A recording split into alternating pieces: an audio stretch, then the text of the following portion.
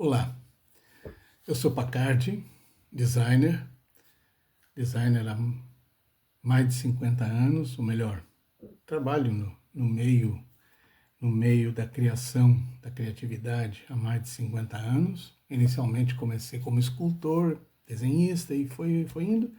E hoje eu sou um designer, eu sou aposentado, mas não sou inativo. O design tem uma coisa interessante, né? Principalmente para o criador, para o modelo de criador que eu sou, ou que eu fui, sei lá, em que a gente não trabalha numa linha contínua de criatividade, mas numa linha, como se fossem picos de um eletrocardiograma, né? Onde tem altos e baixos, como se fosse um gráfico de economia, né? Aliás, o design e a economia eles são bastante atrelados, embora o designer não tenha necessariamente que entender de economia e nem o economista de design, mas um trabalha atrelado ao outro, especialmente o design, a economia, e que é um dos elementos, um dos fatores que norteiam a condução das tendências, dos estilos, assim por diante. Então, com base nisso, e com base na minha vida profissional, até pouco tempo atrás, onde a minha especialidade no design não era apenas criar produto, mas era levar aos polos moveleiros do Brasil, minha área é movelaria, aos polos moveleiros do Brasil, as tendências, né? Informar aos fabricantes as tendências. Por que isso?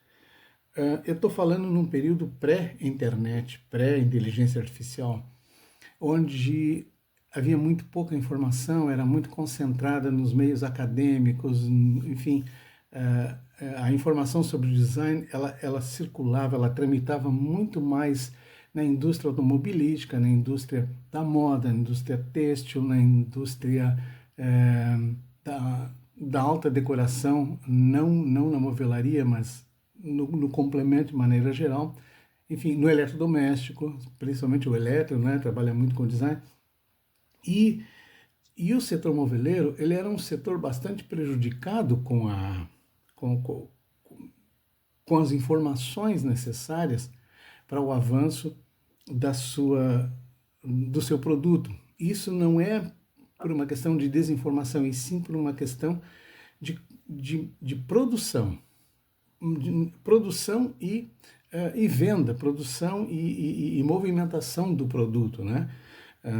O que se pode dizer é que uma indústria, né, é diferente, por exemplo, de um pequeno artesão, de um pequeno marceneiro, onde ele pode fazer qualquer coisa em qualquer estilo, em qualquer tempo, não vai afetar o equipamento, o maquinário, o fornecimento de insumos, de componentes dele. Mas uma grande indústria, e quando nós falamos em tendência, nós estamos falando em grandes indústrias, porque não é o pequeno marceneiro que alavanca, que movimenta a tendência. Quem movimenta a tendência é o mercado, e o mercado ele trabalha como uma gangorra em sintonia, que forma um equilíbrio com o meio de produção disponível, né? Então, por exemplo, uma grande empresa, uma grande indústria de móveis, tá, que trabalha com... hoje não se fala mais em número de empregados porque ela é muito automatizada, mas eu vou levar um pouquinho para a época em que não era tão automatizada. Uma grande empresa era com 400, 500 funcionários, né, 500, hoje chama colaboradores, enfim. Esse tipo de empresa, ele trabalha com muita tecnologia, hoje mais ainda, né? E até essa tecnologia, um parque industrial muito grande, num chão de fábrica, numa planta industrial, assim, muito grande, né? Para andar dentro de uma fábrica dessas, quase que tinha que usar carrinho elétrico, né? Claro que eu exagero um pouquinho, mas são muito grandes mesmo. Em alguns casos, realmente, sim, acontece isso. Então, é muito difícil, por exemplo, você lançar um modelo novo no mercado, né? Não um modelo, mas uma linha nova, um produto que foge da sua linha de produção, né? Do seu catálogo. no mercado não é simplesmente fabricar o protótipo e botar em produção. Tem que, primeiro, o setup dos equipamentos, o ajuste de máquinas, o ajuste de ferramentas, o ajuste de tecnologia, de insumos, mudou a cor, muda fornecedor, o fornecedor tem que ter estoque, quer dizer, é uma cadeia que vai se avolumando de uma forma muito gigantesca, muito grande. Então isso ele traz uma complexidade muito grande lá na ponta. Então não basta o designer chegar numa fábrica, né, numa empresa, colocar um modelo realmente lindo, novo, maravilhoso, aqui, olha, que ótimo, só que tem um detalhe, para botar aquilo em produção, para conseguir fornecedor para aquele novo tipo de modelo, para treinar a equipe, para que aquilo entre em linha de produção, são meses, tá? Talvez até anos de trabalho, 1, 2 anos de trabalho. Não é incomum que se crie uma linha de produtos e ela só vá ser lançada 2, 3 anos depois. Então, hoje está um pouco mais ágil isso, mas mesmo assim tem essa dificuldade. Então, o que acontece? Aí, lançada a linha, tem que apresentar ao mercado, isso através de uma feira, de um catálogo. Aí existe a equipe de representantes, porque as fábricas, as empresas, elas não vivem apenas da venda por internet. É necessário um representante ainda visitando o lojista, o trato corporal, o tete a tete, né? É muito importante, é fundamental. Ali que são realizados os grandes negócios, são tirados os grandes pedidos, assim por diante. E é necessário treinar essa equipe toda. E o lojista, ele tem também que apresentar essa linha, quer dizer, o lojista não está ali, ele não vai correr o risco de receber uma linha totalmente inovadora, trocar o mostruário dele, né? Apostar numa linha que ele não conhece. E o que ele faz? Ele pega um cantinho da vitrine e ali ele apresenta aquela linha, ele treina os seus vendedores, quer dizer, é uma cadeia de pessoas, uma cadeia de conhecimento, de gestão do conhecimento do produto, da tendência, assim por diante, para que chegue no consumidor final. E o consumidor final, ele tem que estar com a cabeça preparada para aquele produto. Aí entra uma coisa chamada tendência, e é necessário que essa tendência comece, ela tem que estar em sincronismo, né, ou em sincronia com o fabricante. O fabricante é o último, quer dizer, ele vai perceber que existe essa tendência, aí que ele vai entrar na linha de produção. Então, estou fazendo aqui uma apresentação muito breve de como é complexa essa coisa de uma nova tendência. E um dos grandes problemas, um dos grandes medos um grande gargalo, né, nas linhas de produção é o seguinte: um determinado produto, ele entra no mercado, ele trabalha anos, o fabricante vai trabalhando 1, 2, 3, 4, 5 anos. Eu tive casos de fabricante que eu atendi que 14 anos depois que eu criei uma linha, eu fui renovar a linha, né? Ele trabalha muitos anos com aquela linha, só que chega um ponto, o que vai acontecendo? Ele não tem mais inovação e o mercado começa a exigir coisas novas. Quer dizer, o concorrente tem um concorrente um pouco menor, trabalhou antes, jogou no mercado. O mercado começa a exigir isso dele e ele começa a competir com o preço. Vai chegando, ele vai baixando o preço, baixando o preço, baixando o preço. Chegou um ponto, o limite dele esgotou, né? O ponto de equilíbrio dele esgotou, ele já está trabalhando no vermelho, trabalhando no prejuízo, já começa, enfim. E ele tem que o mercado começa a exigir, não, nós queremos coisas novas, eu quero coisas novas, assim por diante. E aí entra toda essa corrente, quer dizer, o tempo que o empresário investiu produzindo, ele não acompanhou essa tendência. O que é que acontece? Aí ele chama o designer, né? Então, a minha especialidade era essa, eu era chamado quando assim, já estava no gargalo. Tá? Eu não era um designer de continuidade, aquele que passa anos produzindo uma pecinha, uma pecinha, uma pecinha. Até aconteceu isso, mas para mim era raro. Eu era chamado quando assim, já estava no gargalo, as indústrias, os polos moveleses estavam no gargalo. E o que acontece aí? Você chega numa indústria, para falar de design, você encontra lá dentro 2, 3 designers formados, gente capacitada, gente gabaritada, né, com formação superior, inclusive.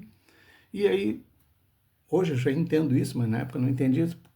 Como é que você vai chamar um designer externo que vai cobrar um certo valor quando você tem designers à disposição. E hoje eu entendo que o designer que fica dentro de uma indústria durante muito tempo, um certo número de anos, chega um ponto que ele não cria mais, ele não é mais criativo, ele começa a pensar igual o dono, a cabeça do dono, e ele vai fazer aquilo para agradar o dono, porque o emprego dele tem que ser garantido. E eu encontrei problemas em relação a isso, né? Encontrei muitos problemas. Então você tem que fazer um choque, dar um choque de realidade, dar literalmente assim, um susto, diz, olha aqui, ó, o teu designer, ele é ótimo, eu quero que ele continue, não manda esse cara embora, porque ele é bom, só que tem um detalhe. Você precisa arejar a cabeça dele.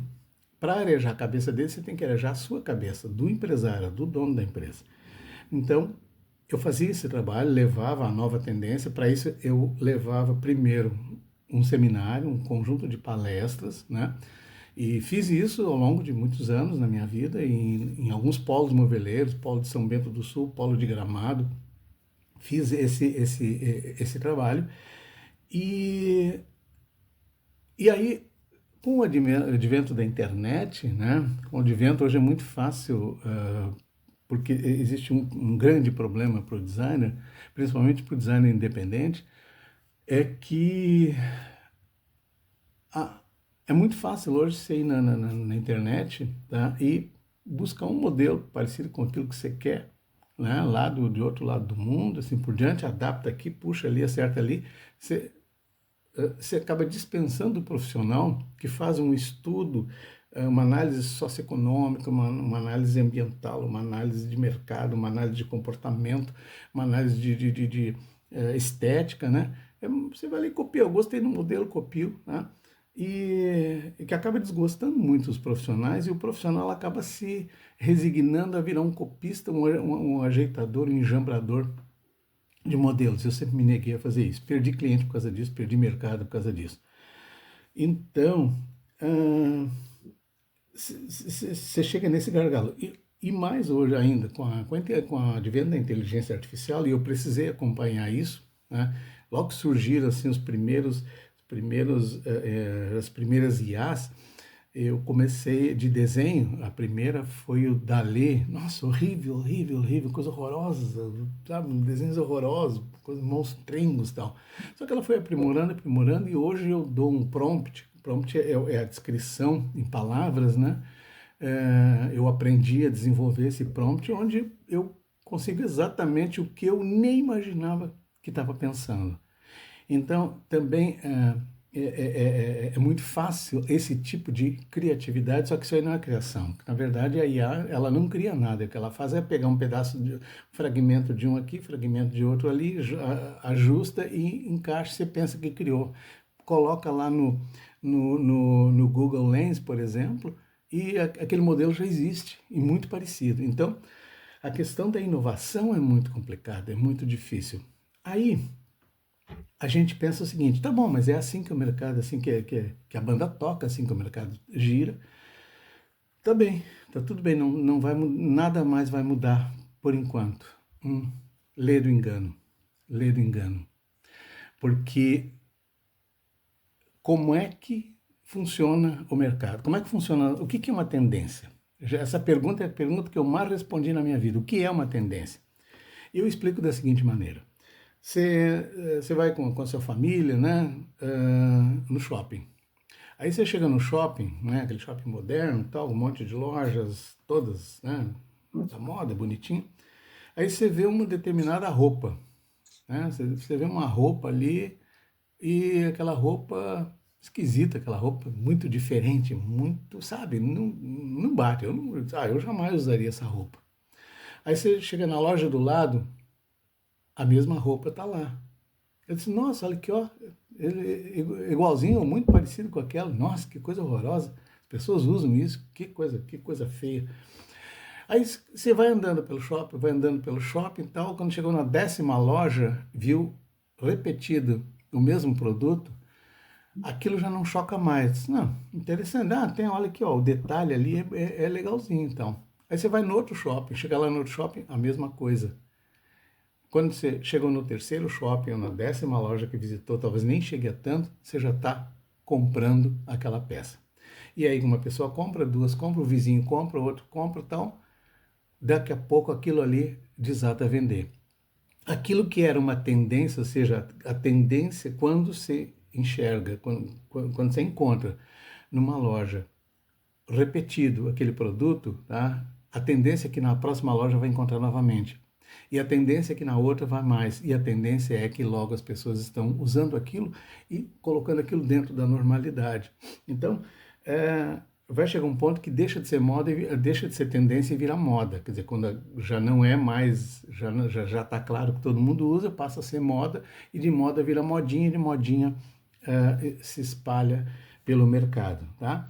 Então, o grande problema, o grande ponto de interrogação do empresário, da movelaria principalmente, é o seguinte: o que que vem aí?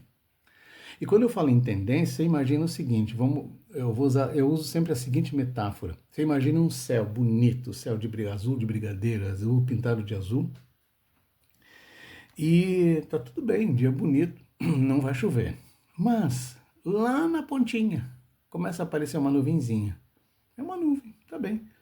Aquela nuvem vai crescendo, crescendo, crescendo, a luminosidade começa a baixar, começa a aparecer aqueles rabos de galo, que são aquelas nuvens compridas, quando os aviões passam fica aquele risco de umidade. Isso significa o quê? Que vem chuva. A tendência é que chova. 2 dias, 3 dias, 5 dias, vento começa a mudar, a tendência é que chova, ok? E em determinado momento, aí o céu escurece completamente, começa a trovejar. O que você vai fazer? Ou você vai se recolher para dentro de casa, ou vai pegar um guarda-chuva, vai se agasalhar, vai se proteger da chuva, tá? Então, isso significa que a tendência, ela seguiu seu rumo, seu curso, você entendeu a tendência e se protegeu dela. Eu costumo dizer também que no mundo do design, tá? O setor moveleiro é o primeiro a perceber a chuva, só que quando a nuvenzinha está lá na ponta, ele já está encharcado. E ele é o último a sair. Então ele é o último a entrar e o último a aderir a qualquer inovação, pelo motivo que eu expliquei logo no início. Então, a grande dor de cabeça, a grande angústia do moveleiro é saber o seguinte: o que vem por aí? Hoje nós temos um excesso de informação, mas muito pouca formação. Quer dizer, muita palavra solta, é muita imagem solta, mas isso não dá uma resposta. Não dá uma resposta a quem tem que acordar na segunda-feira e pagar a folha de pagamento, né? De prover a folha de pagamento e pagar os boletos, assim por diante. Então, e tocar uma indústria e assim por diante. Então, o moveleiro precisa dessa resposta, assim como o arquiteto precisa da resposta, assim como o designer de interiores, o vendedor, o lojista, né? Todos precisam dessa resposta. Quer dizer, não é uma resposta pronta, mas ela pode ser trilhada, ela pode ser desenvolvida, ela pode ser entendida. Pensando nisso, o que eu fiz? Antes de responder, eu imaginei o seguinte: agora está difícil, agora qualquer um pega aí o ChatGPT, o Grok ou qualquer outro inteligência artificial, faz uma pergunta e ele responde, tá? Não é bem assim. Eu constato que vai haver, aqui começa o vídeo, né? Eu venho estudando esse assunto, venho acompanhando as notícias, especialmente as notícias políticas, geopolíticas, tá? E os acontecimentos da história mundial que está fervilhando dentro da nossa casa, fervilhando ao nosso redor, fervilhando na televisão, fervilhando em todos os lugares. Esse conjunto de angústias que está se avolumando, tá? Como religioso, eu tenho uma visão escatológica disso, mas como secular, eu tenho que olhar o mundo como ele é. E eu tenho que entender que coisas estão acontecendo e que coisas vão acontecer e que coisas vão mudar. O que eu posso dizer, adiantar, é o seguinte: vai haver uma grande mudança no mundo e no mercado. vai haver uma grande mudança. Com tudo que está acontecendo, isso é uma coisa articulada, isso não é uma coisa fortuita e ocasional e pontual. O mundo está em ebulição. E quando o mundo entra em ebulição, as coisas também mudam, né? As cores mudam, as tendências mudam, o estilo muda, a forma de vida muda e a produção muda, as vendas mudam, a produtividade muda e o mercado também muda. Baseado nisso, eu fiz um estudo, ainda estou trabalhando nele, né? Que eu chamei de tendência de 2026 a 2030. Tá? Por que esses 5 próximos anos? Porque em 5 anos é o tempo de uma tendência se formatar. Na verdade, o tempo ideal são 10 anos. Uma tendência não muda de hoje para amanhã, não muda de estação, como a moda, o vestuário tem 8 estações, 4 estações e 4 meias estações para colocar produto na rua. Tá? Esse é mais ágil, mais rápido e tal. Mas na movelaria, que é o mais trabalhoso, a tendência é de 5 a 10 anos. Então eu vou trabalhar os próximos 5 anos. Então, essa tendência, né, que eu chamei de tendência 2026, 2030, Eleverta Editora, Eleverta é o nome do meu estúdio, né, que é uma editora e também um estúdio de design, e é onde acolhe os meus textos, os meus livros, os meus desenhos, e, enfim, o meu trabalho, a minha arte, inclusive. Né? Então, baseado nisso, eu fiz uma análise socioeconômica e comportamental dos acontecimentos geopolíticos atuais e, em paralelo, uma análise à forte tendência de imagem, de vídeos, de músicas inspiradas no cenário retrô e vintage, com as cores, as formas, os brilhos. E eu estou propondo uma renovação no design da casa, do mobiliário. E uma coisa importante, a renovação começa na classe média alta e não no luxo. Eu falo luxo, mas não é propriamente o luxo do milionário. Porque o rico, aí é questão de comportamento, né? O rico tradicional, a pessoa que é rica, tradicional, ele não muda. Ele trabalha com o clássico, aquilo que é duradouro, e aquilo que é duradouro não muda, o estilo dele vai continuar sendo, sabe, definido. Quem muda é a classe média. Tá? A classe média que dá uma dor de barriga, ela faz uma revolução, quer mudar o mundo. Então, com base nisso aí, eu analisei os materiais a serem empregados, as suas combinações na construção, na fabricação industrial desses produtos, analisando o aspecto, a ergonomia, a versatilidade, a desmontabilidade, a logística, a capacidade de fornecimento de componentes e materiais, analisando o tipo de desmontagem dos móveis, a sua eventual combinação de madeira com metal colorido e principalmente relação entre o conforto e a economia e a alta capacidade de produção com o uso de tecnologias existentes como CNC, o laser e outras tecnologias, componentes metálicos de uso de comodidade, preço compatível com a capacidade do mercado brasileiro. Tá? Ou seja, aqui eu falei de materiais, aqui eu falei de produtos, mas com base em que? No comportamento das pessoas. Tá? Qual vai ser o comportamento das pessoas nos próximos anos? Tá? E é possível entender isso, entender essa dinâmica, né? O crescimento eu estou apostando no crescimento do retrô, do vintage, né? Do saudosismo, né? Que o crescimento do retrô na decoração nos próximos anos, ele pode ser explicado por uma combinação de fatores culturais, psicológicos, econômicos, sociais, que impulsionam a valorização dos elementos nostálgicos e do vintage. Então, eu estou colocando alguns desses principais motivos com base em tendências observadas até o mês de agosto de 2025. Primeiro, é a nostalgia emocional, ou melhor, a nostalgia e conexão emocional. Em períodos de incerteza como crises econômicas, mudanças sociais rápidas, as pessoas buscam conforto no passado. O retrô, com suas referências a décadas como os anos 50, 60, 70, 80, ele evoca memórias de tempos percebidos como mais simples, mais estáveis. Essa busca por nostalgia é amplificada por gerações que desejam resgatar elementos da sua infância ou de épocas idealizadas. Em segundo lugar, a sustentabilidade e o consumo consciente. A decoração retrô muitas vezes envolve o reuso de móveis, objetos vintage ou a compra de peças inspiradas em designs antigos, que alinha-se à crescente demanda por sustentabilidade. Em vez de adquirir itens novos de produção em massa, os consumidores optam por peças duráveis, recicladas, de segunda mão, reduzindo o impacto ambiental. Em terceiro, a estética única e personalização. Então, o retrô oferece uma estética distinta, com cores vibrantes, formas ousadas, texturas marcantes como veludo, madeira escura, padrões geométricos.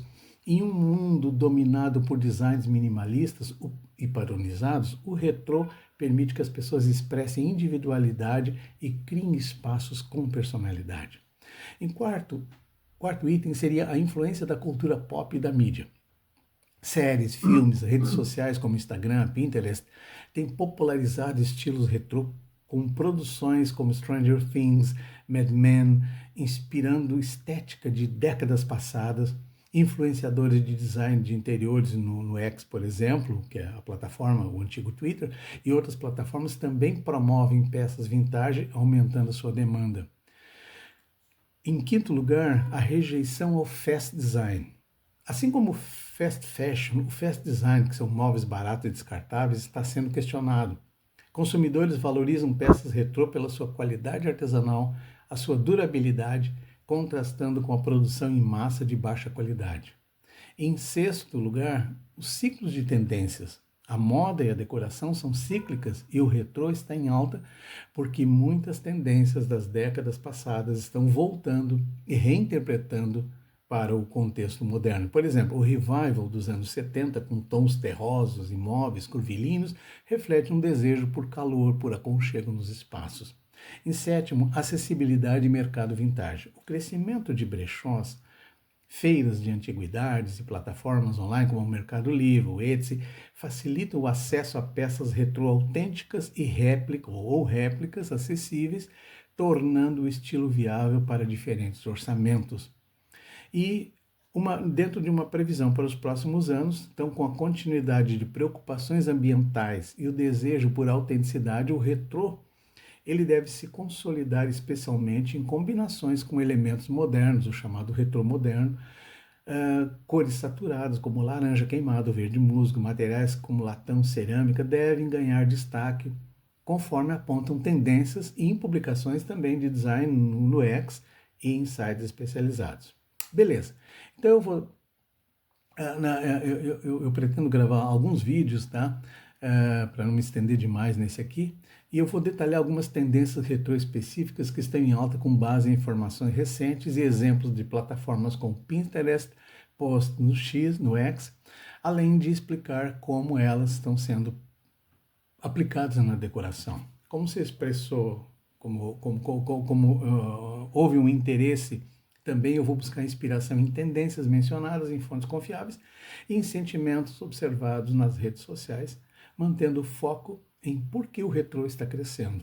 Aqui então nós vamos, a partir dos próximos vídeos, alguns exemplos concretos de tendências retrô em 2025, com detalhes e aplicações práticas. Eu espero que vocês acompanhem e eu vou fazer uma coisa que eu nunca pedi antes. Dá o joinha, se inscreve no canal, porque para continuar produzindo esses vídeos, e é muito interessante, especialmente se você é lojista, se você é decorador, se você é arquiteto, se você é designer de interiores ou designer de produto mesmo, se você é consumidor que gosta do tema,